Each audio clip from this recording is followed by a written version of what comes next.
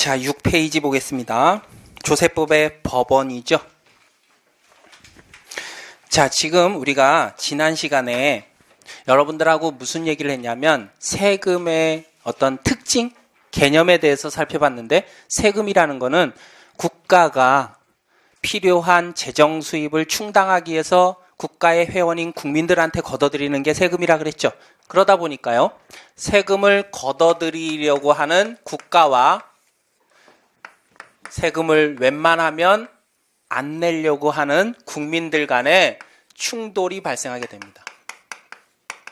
세금 부과하면 잘 내나요? 기다렸습니다. 여기 있습니다. 이러고 잘 내나요? 안 내려고 그러겠죠. 그죠? 그래서 충돌이 생긴단 말이야.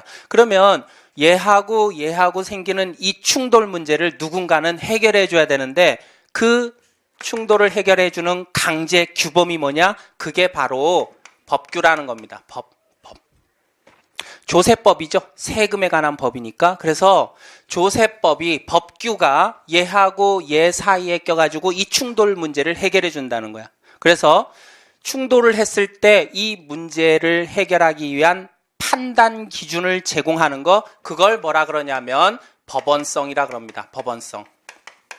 그래서 조세법의 법원에 대해서는, 조세법의 법원에서 얘기하려고 하는 거는 뭐냐면, 그러면 이렇게 판단 기준을 제공하는 법이라는 게 이게 도대체 뭐냐?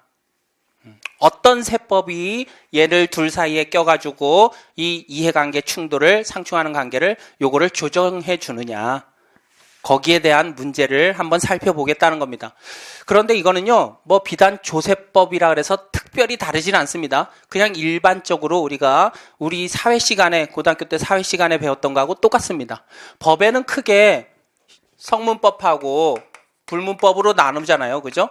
불문법하고 크게 이렇게 둘로 나눕니다. 성문법은요, 가장 최상위 법률이 뭐예요? 헌법이죠. 그죠?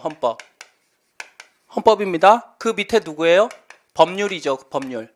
그래서 우리 고등학교 다닐 때 이걸 이렇게 기억했습니다. 헌법, 명, 조, 규. 이렇게 했죠. 그죠? 헌법, 명조, 규. 이렇게 기억을 했죠. 그죠? 그래서 이 순서대로 성문법이 정해져 있는데 마찬가지라는 거죠.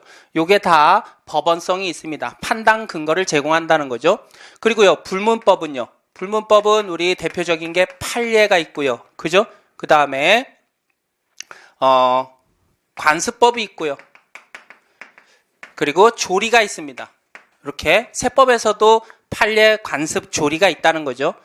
자, 그런데 대부분 다 헌법, 법률, 명령, 조례, 규칙인 성문법을 따르고 있고요. 그리고 불문법에서 얘기하는 판례, 관습, 조리에 대한 내용도 담고 있습니다. 자, 이제 법원성이 있느냐 없느냐. 성문법은 대부분 다 강제적인 어떤 규범으로서 충돌된 문제에 대해서 판단 기준을 제공하는 법원성이 다 있다고 봅니다. 그런데 불문법은요. 불문법은 원칙적으로 법원성이 없다고 봐요. 그런데 판례 중에 특히 대법원 판례라는 게 있습니다. 대법원 판례는, 판례가 뭐예요, 여러분들? 판례가 뭐를 줄인 말이지? 판결의 사례죠, 그죠? 예전에 판결냈던 사례들을, 얘들을 묶어놓은 게 판례야, 그지? 그런데 대법원에서 어떤 판결을 한번 내리게 되면 그 밑에 하급심에서 이걸 뒤집을 수가 없습니다. 그러니까 강제 법규라는 거죠, 이게. 강제 규범이 된다는 거죠. 대법원에서 A다 그랬는데 밑에 일반 법원이나 고등법원에서 B다 그러면 위로 올라가면 어차피 이거 깨지게 되어 있거든요. 따라서 판례는 원칙적으로 불문법이고 법원성이 없지만 대법원 판례에 대해서는 요거는 뒤에 강제적인 어떤 규범, 판단 기준이 되기 때문에 요거는 법원성이 예외적으로 인정이 됩니다. 대법원 판례에 대해서는. 관습법이라는 게 뭐예요? 오랜 행동이 문화처럼 이렇게 굳어진 거죠. 그죠? 그런데 관습, 문화, 예절 안 지켰다 그래서 뭐 경찰이 와가지고 잡아가는 거 아니잖아. 그죠? 그래서 그냥 할아버지한테 아침에 만나면 어르신 안녕히 주무셨습니까? 뭐 식사하셨습니까? 인사해야 되는데 쌩 까고 가봐. 그러면 저 호로 자식 욕이나 먹지. 그지? 강제적인 규범 어떤 판단 기준은 되지 않는다는 거죠. 그래서 얘는 법원성이 없다고 보고요. 조리라는 거는 이런 의미입니다. 마땅히 지켜야 할 도리. 이런 의미거든요, 요게. 그래서요, 거래를 하면 반드시 세금계산서는 주고받아야 됩니다. 세금계산서 수수해야 되겠죠. 거래를 하면. 그죠? 그리고요, 장부는 작성을 하고 보관을 해야 됩니다. 이런 게 조리야. 세금에 관한 조리. 따라서 마땅히 그러해야 될 이치 불문법이지만 요 조리가 반영된 게 뭐예요? 그게 성문법입니다. 그게 조리를 반영한 게. 그래서 얘는 법원성이 있다고 보는 거죠. 그죠? 그래서 박스에서 오른쪽에 법원성 유무에 대한 설명을 드렸습니다. 이거는 뭐 개략적으로 우리가 고등학교 때 사회에서 우리가 배웠던 거니까 그냥 이 정도만 기억을 하시면 되고, 거기 보시면 뭐 헌법에는 세금에 대해서 몇 조에 38조 뭐 59조에 이렇게 세금에 대한 규정을 가지고 있기 때문에 헌법도 조세법 입장에서는 법원이다. 뭐 이런 설명이 들어있는데 요거는 여러분들이 그냥 읽어보시면 되고요. 제가 특별히 여러분들한테 조금 주의를 당부드리고 싶은 몇 가지만 설명을 드리겠습니다. 자, 이제 나라와 나라 사이에 어떤 약속을 할 거 아니에요. 그죠? 세금 문제에 있어서 니네 나라 사람들이 우리나라에 와서 뭐 어떤 소득이 있고 우리나라 사람이 너네 나라 가가지고 어떤 소득이 생기게 되면 어떻게 과세하자, 서로 나라와 나라끼리 약속하는 경우가 있을 거 아니에요. 그거를 우리는 조세조약이라 그러는데, 조세조약은요 법률과 같은 위치입니다.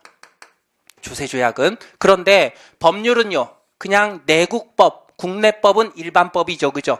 조세조약과 관련된 거는요 국제법입니다. 따라서 조세조약이 우선하는 거예요. 국제법 우선이니까. 자, 그리고 그 밑에 보시면 행정규칙이라고 되어 있습니다. 자, 행정규칙이라고 되어 있는데 이 행정규칙은요 규칙하고 달라요. 규칙은요 지방자치단체장이 만드는 거거든요. 근데 행정규칙은요 규칙이 아닙니다. 행정규칙 중에 세 가지가 있는데 훈령, 예규, 통첩이라는 겁니다. 얘들은요 법원성이 없습니다. 그러니까 주의하실 거, 규칙과 행정규칙이라는 거는 서로 다르다. 얘는 이렇게 할까요? 얘는 행정규칙과 다르다. 행정규칙과 규칙은 다릅니다. 규칙은 지방자치단체장이 만드는 법규야. 그래서 법원성이 있는데 행정규칙은 없습니다. 행정규칙에 예 세 가지가 있죠. 훈령, 예규, 통첩이라는 게 있습니다. 요거는 다른 시험에서는 몇 번 언급된 적이 있어요. 조금 깊숙한 부분이지만 뭐 별거 아니니까 그냥 설명을 하고 넘어갑니다. 뭐 이걸 뭐 파란색으로 별표를 하겠습니까? 지금 뭐 세법에 대한 개괄적인 얘기인데, 그죠? 예. 자, 훈령이라는 건 뭐냐 하면 상급기관이 하급기관 할 때 하급기관한테 이런 업무를 할 때는 이런 식으로 처리해 하고 내려준 업무 처리 지침입니다. 따라서 얘는요 국가기관 간에는 어떤 강제성이 있겠죠. 그죠? 근데 국민에게까지 영향을 미치는 건 아닙니다. 그래서 법원성이 없다고 보고요. 예규는 뭡니까? 사례집이야, 사례집. 세금이라는 게 케이스 바이 케이스죠. 엄청 복잡합니다. 그래서 법령만 가지고 사업에 바로 적용하기가 어려운 부분이 상당히 많단 말이야. 그럼 어떻게 합니까? 질의를 하죠. 제가 이런 일을 하는데요. 세법 몇 조 몇 항 규정해 보면 이렇게 되어 있습니다. 제가 적용 대상이 되나요? 이런 걸 물어본단 말이야. 그래서 쉽게 얘기해서 Q&A입니다. Q&A. 요게 Q&A는요. 말씀드린 대로 케이스 바이 케이스야. 그래서 전체적인 국민을 대상으로 법원성을 갖지는 못합니다. 요거는. 그리고요. 예규는 그냥 어떤 일개의 예규 담당자의 생각일 뿐이야. 법률하고는 전혀 다릅니다. 그냥 그쪽의 전문 지식을 가지고 있는 어떤 세무 공무원의 개인의 생각일 뿐이야. 그래서 법원성이 있다고 보지 않습니다. 하나의 판단 기준이 되는 거지 그냥 하나의 뭐랄까 사례집입니다. 쉽게 얘기해서 참조할 수 있는 어떤 하나의 내용이 되는 거지 법원성을 갖지는 않습니다. 판단 기준까지 되지는 않는다는 얘기야. 통첩은 뭐예요? 통첩은 그때 해야 될 업무 처리 사항입니다. 쉽게 얘기해서 뭐 우리 지역에 물난리가 났어. 그래서 우리 지역에서 공장하던 사람들이 전부 다 막 떠내려갔단 말이야. 물에 막 산사태 나가지고 다 떠내려갔습니다. 그러면 어떻게 해요? 야, 그 지역에 피해가 크니까 그 지역에 낼 세금을 몇 프로 감면해 줄게. 아니면 뭐 연기해 줄게. 이렇게 그때 필요한 사항들에 대해서 지침 내린 게 통첩입니다. 요런 것들이 뭐다? 행정규칙이다. 얘들은 법원성이 없다. 그래서 그 두 가지만 여러분들이 정리하시고 나머지 부분은요.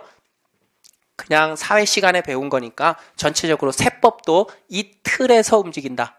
그리고 얘네들이 법원성이 있다. 요 정도 여러분들이 정리를 하시면 되겠습니다. 자, 오른쪽에 이제 조세법의 기본 원칙인데요. 조세법, 세법이 뭐라고요? 이런 하나의 의미가 있다고요. 세법이라는 게. 세금 나라에 필요한 돈이라 그래서 무조건 걷어들여. 야, 넌 무조건 내야 돼. 국민이니까. 너 회원되기 싫으면 꺼져. 이렇게 할 수는 없다는 거지. 충돌되는 문제를 이거를 상호 가운데서 조율하는 어떤 영향이 있다는 거죠. 힘이 있다는 거죠.